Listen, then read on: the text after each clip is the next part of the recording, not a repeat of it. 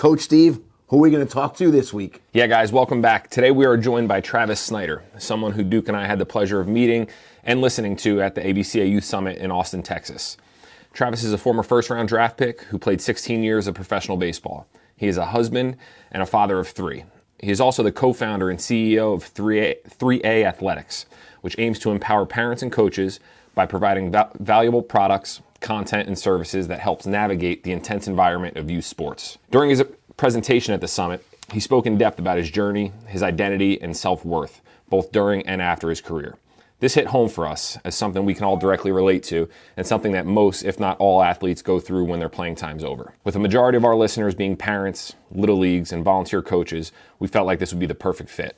We always try to come back from the summit with something relevant for our audience, and getting Travis on here to tell us a little bit about his story, his why, and the creation of 3A Athletics was at the top of the list. So Travis, thanks so much for being here.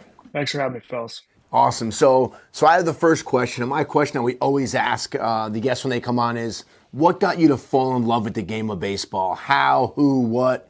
Yeah, great question. 90s, I grew up in the Seattle area. So if you guys ever heard of Ken Griffey Jr., Alex Rodriguez, those were, my idols, like many people who didn't grow up in the area. And watching the success of the Mariners in the 90s, having the young core group of players, that's really what I wanted to do as I started to formulate this idea of being a professional baseball player.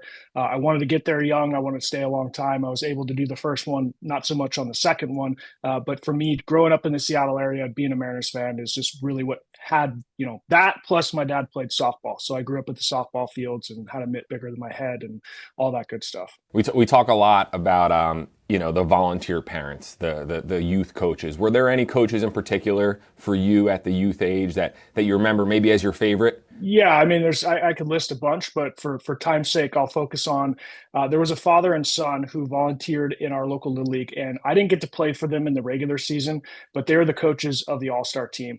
And we had played all-stars at 9 and 10 and then went on to the kind of the majors experience.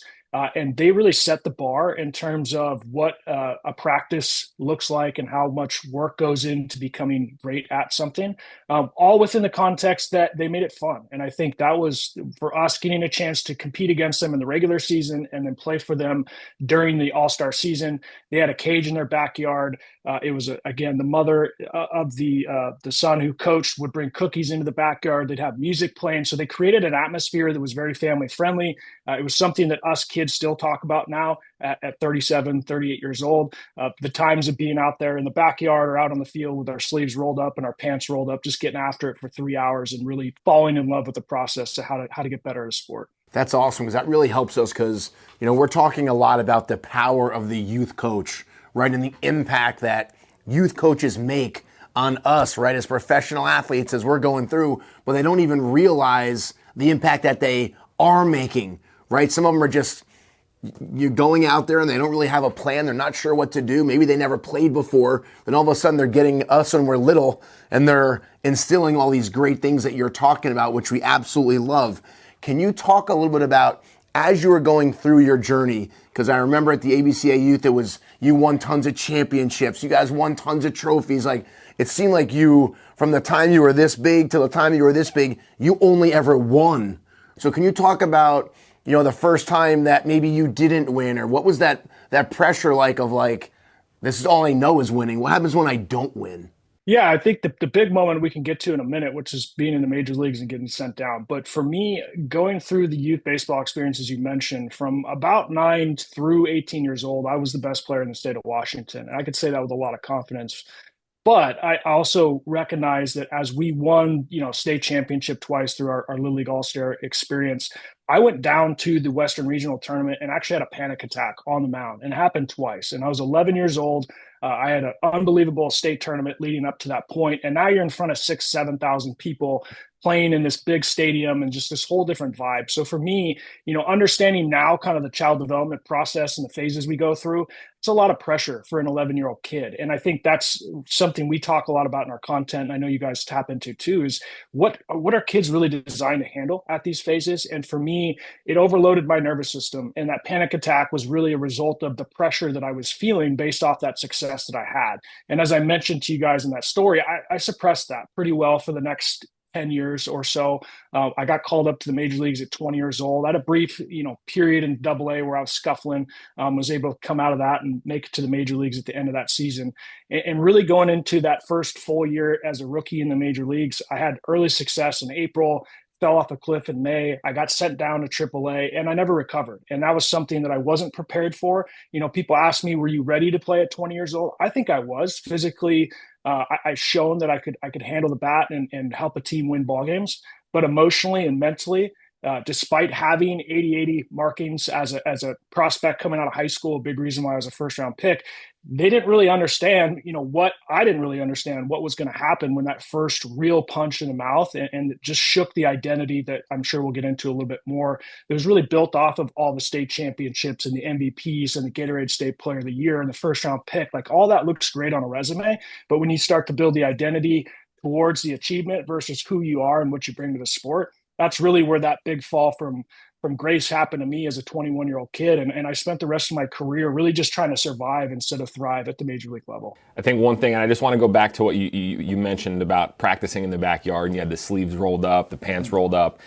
I think that's the impact that youth coaches have that they don't realize at the time, right? There's so many moms and dads that probably feel underqualified to coach, that they don't know the X's and O's of the game. But, that experience for you, it reminds me of what we talk about so much. Like, you don't really remember too many of the championships at 9 or what your batting average was or where you were hitting in the order. And, one thing that stood out to me at the ABCA is that the average lifespan of a youth baseball player is just over 2 years, right? And they quit because it's not fun. They quit because they don't like their coach or, the pressures of maybe family life at home, the pressure that the family's putting on them. You talk about the principles of the car ride home. I see that all over your stuff, your social media, your website. Can you talk a little bit about that relationship, what the car ride home means to you? Yeah, and I want to hear, Duke and I shared a conversation on this a few days ago where I think as a parent, my biggest mistake, my son was 6, it was coach pitch. I got really upset with him, not during the game, but after the game in the car ride. And during the game, it was becoming a distraction. It was a safety issue. I sat him down. I handled it great. And then once I got into the car, as every coach knows, you pack up the gear. You're kind of the last person off the field. And that's when that emotional spike hit me. And in that moment, I'm in the front seat driving with my 2 sons, 1-6, 1-4, in the back seat. And now daddy's getting angry and daddy's getting loud. And I'm talking to my son, like, if you can't handle the sportsmanship aspect, we're not going to play sports, which anybody listening to this understands that's the worst possible thing I could have said in that moment. Right. And I'm driving down the road and I see my kids' tears welling up in their eyes. And I'm just thinking in my head, like, I'm literally getting upset at my son for not being able to manage his emotions, despite being 6 years old and his brain being a quarter of the way developed. And here I am as a 34, 35-year-old man, not being able to regulate my emotions to really teach him the lesson, right, that I wanted to teach him. So we talk about the car ride home of creating a safe space. And I know that can be a triggering word for parents because it's like, well, we're not gentle parenting. That's not what we're talking about. We're trying to give our kids an opportunity to process what just happened, right? They know if they made an error. They know if they struck out. They know if they hit a home run. They don't need mom or dad in that moment to start to correct the mistakes or even just give them the high praises for the success that they had, because that creates that emotional roller coaster. And for us, we really encourage parents to understand, simple questions such as, how are you feeling? It can be all that needs to be said, right? And Duke, I want to hear you talk a little bit about yours, right? Because the hat thing is such a cool concept that we've talked to coaches about that. When you are dad and you're on the field, you're wearing that coach hat. But I'd love to hear you kind of elaborate on how you designed that with your son and how that helped you guys navigate it. Yeah, it was fun. It was a lot of the same, conversation that you just had. I think there's an alarm that goes off in our head and we're just like, wait, there's got to be a better way. There's got to be a different way. And with my dad, it never was that in the car ride home, and my dad didn't know anything about sports. So he was just the praising guy. Great job. No matter what happened. I could have the worst day ever and it was still like, oh, great job, like that sort of thing. But when my son was in the car, the process that we have is when we go to the game, right? My hat's already on. Like I'm already, like every coach, we're already thinking the lineups, we're thinking of this, that. And if Matthew was in the backseat with his hat on, I could talk about it out loud. So we'd go back and forth and say things. If his hat was off, he wasn't even in game mode. So it was kind of like just doing my thing as coach. Once we get on the field, we're both coach mode. It's coach player. It's not father son. He would call me coach. He knows he's going to get treated. Once we get into the car, the hat comes off and I'm just dad. Now he drives the conversation in the car. If his hat's on, he can talk about the game, but I can only talk about it as a dad, not as a coach. So I'm not criticizing stuff. I'm just kind of hearing him. And like you're saying, it's almost like a venting for him. Or his hat's off and we don't talk about anything baseball related. It's everything else. So it kind of allows the player to guide the entire conversation.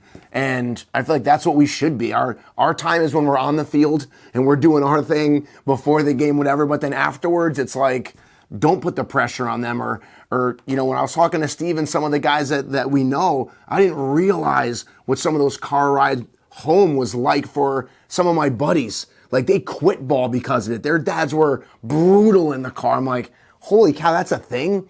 I always played so free on the field because I didn't have that to worry about in the car.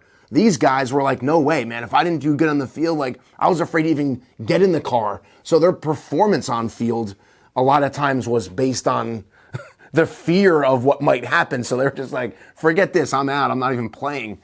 So that's kind of the hat method and the way that we used it. And it worked out well and people used it. So I want to add, because I think you hit on 2 points that we cover, is let them lead, right? And we're trying to help our kids develop their own voice and start to be able to acknowledge the feelings that they're having and share those when they feel ready to share those. And I think a hard thing as a parent, even if you don't coach your kid, is you might know your kid's going through it. And you want to ask them those questions that get to the place where they open up and talk about it. But your kid has to feel safe and they have to be able to regulate their emotions in some form or fashion as they get older. So we're really trying to set the foundation for what a safe space feels like for a kid to be able to open up about this stuff, but also give them the opportunity not to have to talk about it after the game and not have to go back through everything. Some kids want to do that. And I think that's where the hat method and the idea of letting them lead is crucial.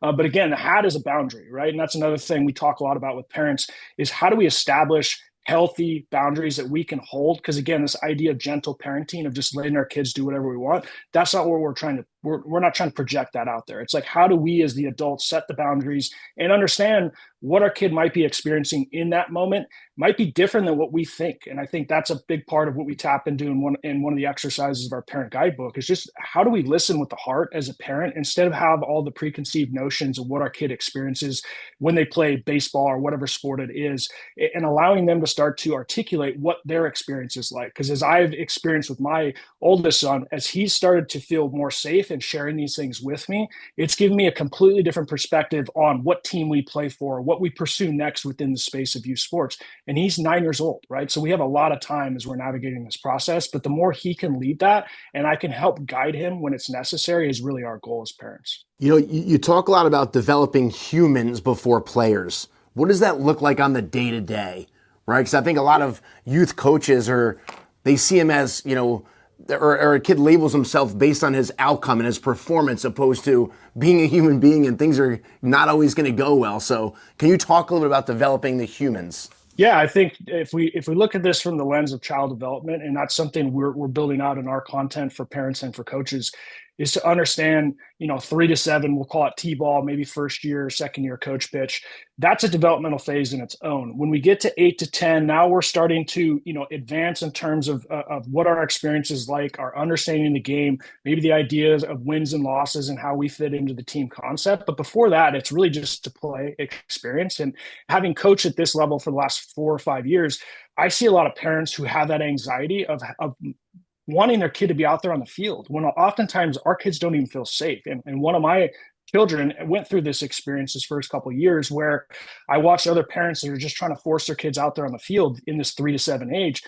And really, that's not what it should be about. If our kid feels safe and they want to go out there and play, that's a great experience for them. But if they don't feel safe and we're forcing them out there, then we're losing sight of the long-term goal, which is to have them find something that they enjoy to do and continue to play this long beyond this 10-year-old cutoff that we talk about where most kids quit baseball. So for us, it's helping educate parents and coaches on these different developmental phases. When you get into 10 to 12, right now, we're starting to approach that adolescent and transition into what we call the warrior phase, which is 13 to 18. And that's really where we start to see kids take ownership. And as you know, and I know, we had coaches and parents and people in the community in our life that help keep the train on the tracks. But internally, we have to be motivated to want to go and chase this, whether that's making the varsity team, whether that's going to college and playing or going to the professional level. We see a lot of parents, right? They're trying to manufacture this at these earlier developmental phases, which again is one of the reasons why kids quit playing baseball at 10 years old, is because they've had a lot of pressure to be out there on the field and perform. And yes, there's other, variables, especially in baseball, when you get into kid pitch, that impact the fun of the experience. But for us as parents and coaches, we have to understand what developmental phase our kids are at, what is our assignment, and what should the expectations be. I love that, man. I love developing the human first. I think I don't have any kids yet, but I do find myself, as I've gotten older and the more I've coached, I try to coach the person first, and I try to get them to know them on a personal level. I think, we've got kids on our team that, you can get on a little bit and you can ride, and they're a little bit tougher, maybe a little bit grittier, maybe they play football. And then you've got some kids that the second you raise the tone of your voice a little bit, they start to go in their shell. Is there anything that you do? I know for me personally, I just try to ask a lot of questions, ask about their personal life, ask about school, get to know them as a person, or like you say, as a human first, rather than just trying to, cookie cutter coach everybody the same way. Yeah, and that's, again, building off of this idea of child development versus player development is what does it look like to build that connection before correction? And that's a big thing we talk about with parents and with coaches.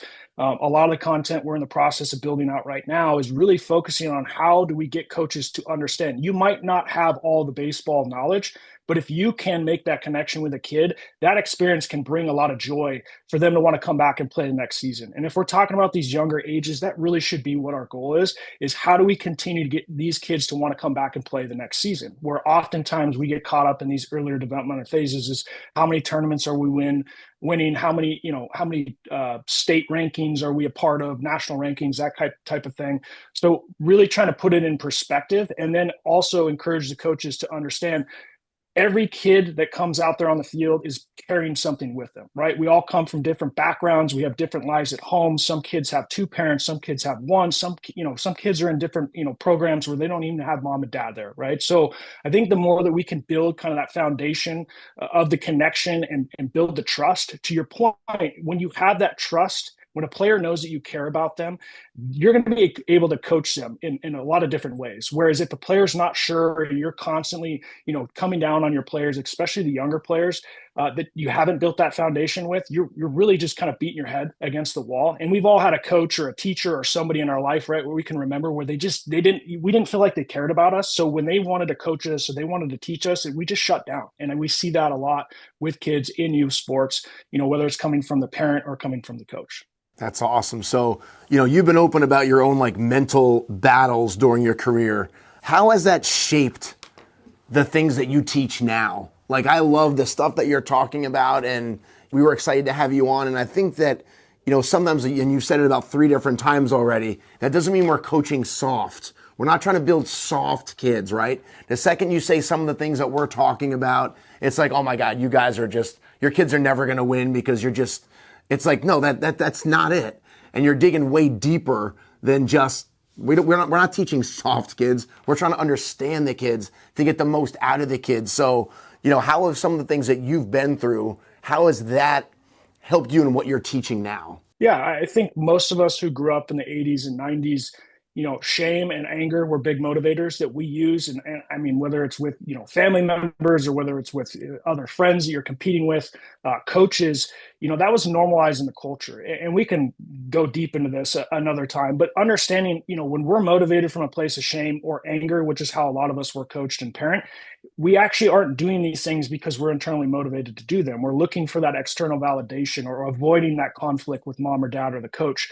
So for us, it's really, emotional regulation is a tough term for some people to digest, but if we have kids who can articulate the emotions, process them in a healthy way, develop healthy coping skills and an identity that's not tied to their achievements, they're going to have way more grit and way more resilience, right, as they go up the ladder and they start to experience the inevitable failure. And that's where my experience, I talk about what happened in Little League with the panic attacks, was able to suppress that and kind of push forward, convinced a lot of people, throughout the scouting process that I was this 80-80 makeup guy. And in a lot of ways, I was way more mature than my age, but I also had a lot of these younger parts that had experienced things on and off the field that really weren't sure. They really didn't feel safe with this idea of being the Gatorade All-State Player of the Year, the 14th pick overall in the 2006 draft, and the second youngest player at the major league level. These things started to weigh on me. And as I went through the struggles of my career, started working with my now partner, Seth Taylor. He's an executive life coach. And we started to unpack a lot of these childhood things. And I realized how experiences in my childhood were really impacting my ability to lead in the clubhouse, my ability to cultivate and develop a mindset, which I had done a lot of mindset training and work with a lot of great sports psychologists. But there were deeper things, right, that I was carrying from my past. And I think we can all acknowledge, right, without using the word trauma, which can be triggering for people, we've had experiences that have shaped us in good ways and in bad ways. And we carry a lot of those things in the subconscious mind, so not our daily thoughts, that dictate a lot of our behavior and how we view the world. And we got to recognize everybody's got kind of a different lens that they view this experience from. But how can we as the adults in youth sports start to peel back some of our own layers and say, okay, what's showing up for me as a coach when I'm getting triggered at, 9-year-old little Johnny when he doesn't get his glove down and feel the ball and throw it across the first base? Well, if we zoom out and we think about where little Johnny's at, maybe what happened to little Johnny today at school, maybe something's going on at home, maybe little Johnny hasn't practiced or played a lot of baseball, right? So keeping all these things in perspective gives us a little bit easier process to follow in a roadmap, so to speak, of how to meet the individual needs of our players. And then collectively, how do we build that, in terms of team chemistry and keeping kids motivated for the right reasons. That's so good, man. I think one thing that I appreciate is that we did grow up in the 80s and 90s where we didn't have to deal with social media. I feel a lot of these kids that I train, they're dealing with this overwhelming pressure of they're missing out constantly, right? There's events going on 12 months out of the year. They're being kind of tailored into one sport really early. I had a kid yesterday who said his basketball coach told him he can't play because he didn't attend summer workouts because he was playing, he was playing summer baseball. Did you play multiple sports growing up? What are your thoughts on that, as they get a little bit older and, they're feeling pressure like that? 100% don't specialize early. And I say that because, there's tons of other professional athletes that have come out and talked about this, but the skills that you develop, right? I played tackle football from a young age, and we can debate, right? There's safety issues with that, with the whole idea of playing football. But what I learned in football, I never would have learned in baseball, right? From a toughness, from a mental fortitude standpoint, I really got challenged in some healthy ways and some unhealthy ways early on in my football career, but played, through high school and had the opportunity to play Division I football. I had an injury in high school that ended that career. After my sophomore season, I had surgery on my ankle my junior year, and then had to essentially retire because of the draft my senior year. But I would have played football all the way through if there wasn't the risk of injury that was going to cause my draft status to tank. I also played basketball all the way through middle school.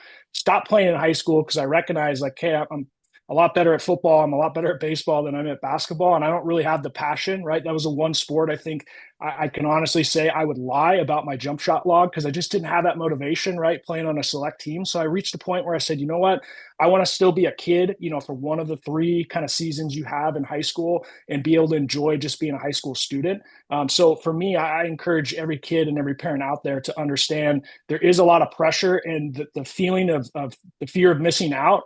Kids and parents feel that, right? And a lot of what we have created in the culture of youth sports really, it just feeds off that fear. And I think if anybody's in marketing and advertising, we understand, like, how do you tap into somebody's emotions? Fear is one of the greatest motivators. But as I mentioned before, it's really not a sustainable source of motivation. And for us as parents and as coaches, as the adults in this, we have to start to zoom out. We have to start having some of these harder conversations and challenging the way things have evolved in the youth sports space, because it's really not designed, right, for kids to be able to get the full experience of playing multiple sports. Because you got coaches that have the ego, like you mentioned with that basketball coach, where it's like, why would we ever tell a kid that he should not play another sport? I understand we want to have as much time to practice with our kids, but if this kid's playing multiple sports, we should be encouraging that all the way through high school. Steve and I say this all the time. It's like everyone promotes the multi-sport athlete until they don't, right? Until you're the guy that's not doing it, or you're that basketball coach that told the kid that he can't play, but I'm sure that guy's going, oh yeah, you should play multiple sports unless you do it until you do it to them, right? Yeah, so what are the most important things that a coach can do, youth coach, to build up players and build grit without putting the pressure on that you're talking about? So it's kind of like a lopsided, that's kind of a difficult thing, right? Because so many parents are, they'll coddle, right? Oh, something's not going right. Oh, it's this. They'll make excuses. They'll blame. So it's like you're taking out what really actually builds grit, right? Like you have to work through things and battle through stuff. That's how you get gritty. But if you make it easy for them, well, how can they be gritty? So as a coach, what are some things that they can do to help build grit without kind of pounding it into them? Yeah, I think we're talking about culture, right? Grit is something that is an experience thing. If I go through something tough, I'm able to overcome it. I'm able to reflect on it, grow and learn from it. That's really how we develop grit. We're not asking parents to come in and save little Johnny or little Susie every time they have a bad game or a coach doesn't play them, the issues that come up.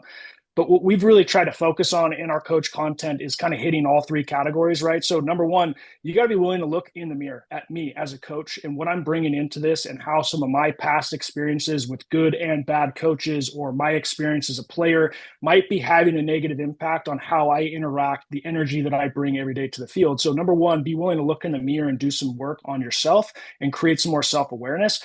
As we shift to the parents, I think this is a big thing we've tried to highlight in a number of different ways is when we are the coach of the team, right, or a director of the organization, we're the ones that are setting the culture, the expectations, the communication, how issues are going to be resolved throughout the season. So for us, we really try and provide a number of things, whether it's scripts to be able to send out during the season to reaffirm the messaging of what the process is. We have a parent meeting script that you can read aloud or you can go off bullet points, but really hammering home this idea of what are the goals, right? We can talk about technical and tactical skill development type goals, but we're really trying to develop the human that we're coaching throughout this process. And that needs to be the priority at all times, right? From the first time you have a parent meeting through the communication through the end of the season.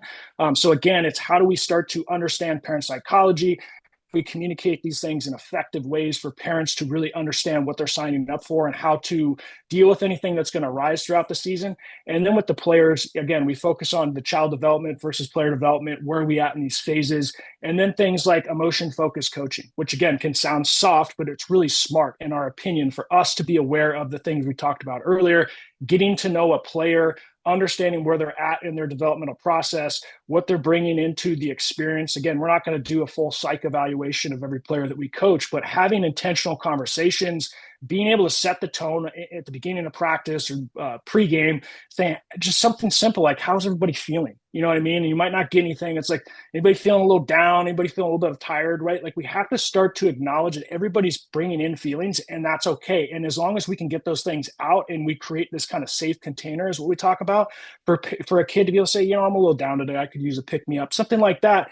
And then boom, we got the team rallied around that one or two people that need to be picked up that day. And then we're getting to work, right? So we're building the trust within the culture of our team, in our organization, and being able to keep these things as the foundation of everything we do. Because when kids feel safe, when they feel loved, when they feel like they can go out there and fail without disappointing everybody, that's how we learn how to fail and learn. But if we go out there and we fail and then we get in the car with mom or dad, or mom or dad's on the sidelines screaming at little Johnny to get his hands up or get his glove down, a lot of things that we see in terms of parent behavior or coach behavior, because coaches do this a lot too.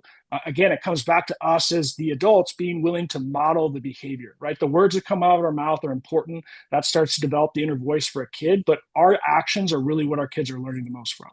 One thing I saw on your website, and I love this, is the player journaling section. I think so often I for sure did it when I played, but you only focus on the bad ones, right? And I see it with my own kids now where like they'll come in and they'll hit 7 line drives in a row up the middle and then roll one over and like just dive deep into overanalyzing why they mishit that ball. Was player journaling something that you did as a player, or maybe just something that you've created afterwards?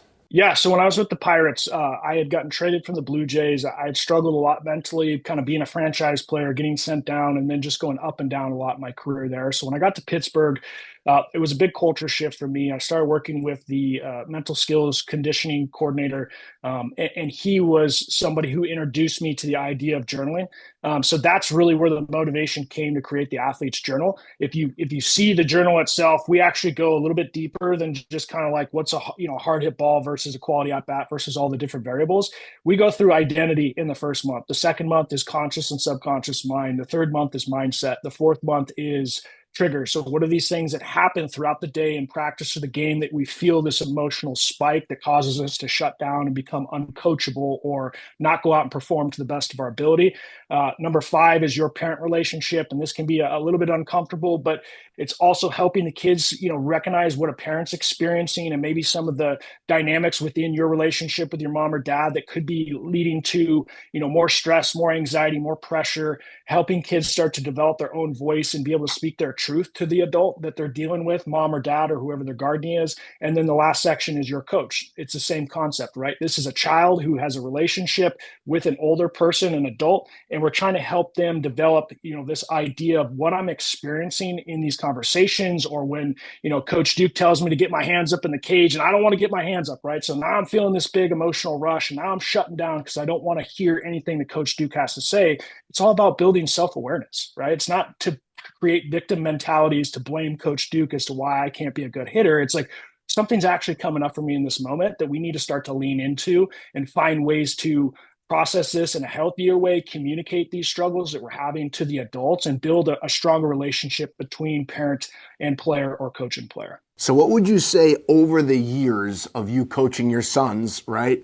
What have you learned, and what are you doing differently now than maybe you didn't do right in the beginning, right? It's hard to go from a player to a coach, especially you go down to coaching 6-year-olds, right? Like there's just a lot going on there. You feel like they're always goofing around. They're not focused. Meanwhile, they're only 6, so they're not supposed to be. So over the years, what have you changed? Because I think a lot of people listening want to hear this. Like, what should I be doing, and what could I be doing when my T-baller steps on the field? And, just to kind of chill out a little bit. Yeah, I think at the end of the day, coaching, just like parenting, can be one of our greatest teachers, right? And not just how we teach a skill to a kid, but like how we evolve and grow as leaders, as parents, as coaches. And I think that's where adopting this mindset, and I got to credit my partner Seth, because when I was working with him at the end of my career and transitioning into coaching my kids, I had some old school ideas of how I wanted to do this, right? And I think there is good that we can take from some of these old school experiences that we went through, but I think going back to the child development phase thing, right? It's like, well, I'm coaching 6-year-old kids and we're doing coach pitch or we're doing T-ball, and my expectations have to be in the right place. And I also have to understand, the dynamics of a kid spending all day in school and then showing up to a practice, right? Where in school, you're kind of in this confined box of what you can do, when you can speak, all the things that aren't really designed, especially for boys at this age. A lot of them struggle with the idea of just sitting still for an entire day in school. So it's understanding where we're at in that developmental process. So I just, again, encourage coaches and parents to start to just go a little bit deeper, right, into where our kids are at, what our expectations should be, what our assignment really is at this stage, so we don't feel that external pressure of the fear of missing out. I think one of the big challenges, right, as we get into 9, 10, 11, 12, and sometimes even earlier, is select travel sports become a thing. And that's a normalized thing now that when I was growing up, and I think probably for you guys too, happened more at 13, 14 years old, right? And now you can basically join a select team at almost any stage, right, in this early developmental phase.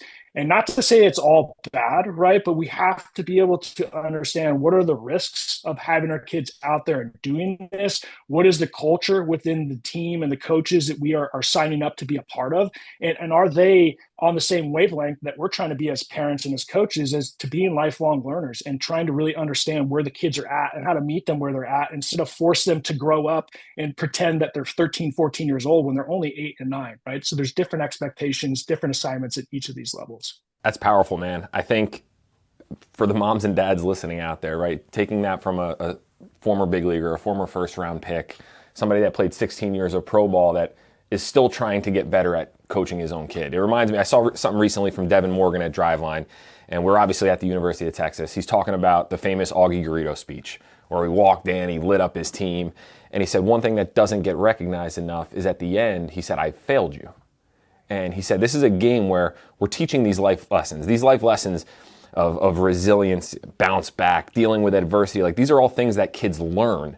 Why get on them and scream at them when they're learning them and they're going through that process? So it's just refreshing to see somebody with your background.